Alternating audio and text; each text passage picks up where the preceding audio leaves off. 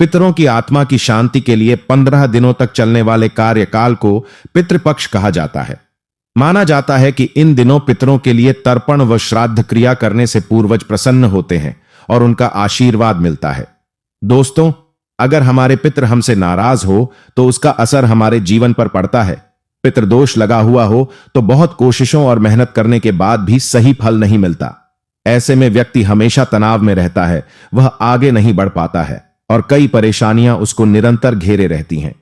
पितृदोष की वजह से ही बुरे सपने आते हैं और सपनों में बार बार पूर्वज नजर आते हैं।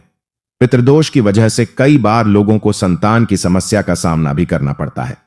पितरों की नाराजगी का असर पूरे परिवार के सदस्यों पर भी पड़ता है। वैवाहिक जीवन में परेशानियां आती हैं, कुंवारे लोगों का विवाह रुक जाता है।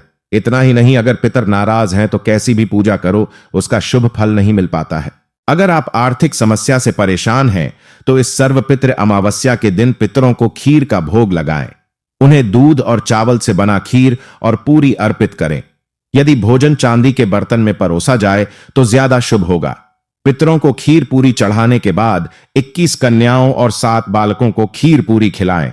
ऐसा करने से पितृ प्रसन्न होते हैं, साथ ही घर में धन धान्य आता है। इससे परिवार के लोगों की आय का स्रोत भी बढ़ता है। अगर किसी की शादी नहीं हो रही है, बार बार रिश्ता टूट जाता है, तो इस समस्या से छुटकारा पाने के लिए पितृपक्ष में नारियल का टोटका अपनाएं। इसके तहत चींटियों के बिल के पास 3 नारियल के गोले जमीन में दबा दें।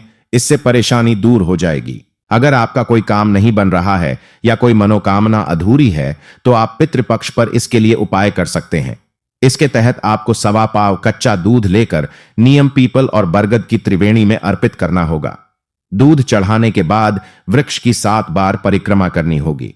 इस दौरान आप ओम नमो भगवते वासुदेवाय मंत्र का जाप करें। अगर आपके घर में कोई काफी बीमार है तो आप पितृपक्ष की चतुर्दशी के दिन रोगी के सिरहाने एक लाल पोटली रख दें। थैले में 100 ग्राम गेहूं के दानों के साथ 1 रुपए का सिक्का और एक कील बांधकर रख दें। अब अगले दिन सुबह इस पोटली को पीपल के वृक्ष की जड़ में गाड़ आए। आते समय किसी से कुछ बोले ना। ऐसा करने से जल्द ही स्वास्थ्य लाभ होगा। मनोकामनाओं की पूर्ति के लिए पितृपक्ष में रोजाना पीपल के वृक्ष पर दोपहर में जल, पुष्प, अक्षत, दूध, गंगा जल, काले तिल चढ़ाएं और स्वर्गीय परिजनों को याद करें। ऐसा करने से पितृगण प्रसन्न होते हैं।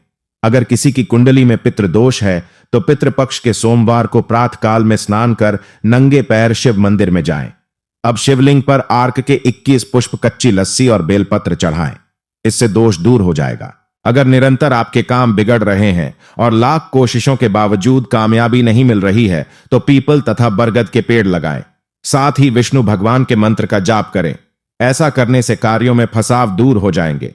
पितृ अमावस्या के दिन बबूल के पेड़ के नीचे पितरों के लिए भोजन रखने से पूर्वज खुश होते हैं। इससे बुरी नजर से भी बचाव होता है। जॉब व बिजनेस में सफलता पाने के लिए पितृ अमावस्या के दिन कच्चा दूध, 2 लौंग, थोड़े बताशे और काला तिल चढ़ाएं। ऐसा करने से आपकी सारी समस्याएं दूर हो जाएंगी। शिव पुराण के अनुसार घर का कोई भी सदस्य श्राद्ध पक्ष के दौरान तुलसी का यह उपाय कर सकता है। इसके लिए तुलसी के गमले के पास 1 कटोरी रख दें। अपनी हथेली में गंगा जल लेकर 5 या 7 बार अपने पितरों के नाम का ध्यान करें। इसके बाद बाबा विश्वनाथ का नाम लेकर गंगा जल इस कटोरी में छोड़ दें। फिर हाथ जोड़कर माता तुलसी और अपने पितरों का ध्यान करें। इस गंगा जल को आप बाद में किसी पौधे में डाल सकते हैं। ऐसा करने से पितरों का तर्पण और पिंडदान के बराबर का फल मिलता है। घर की निगेटिव ऊर्जा समाप्त होती है और जीवन खुशहाल हो जाता है।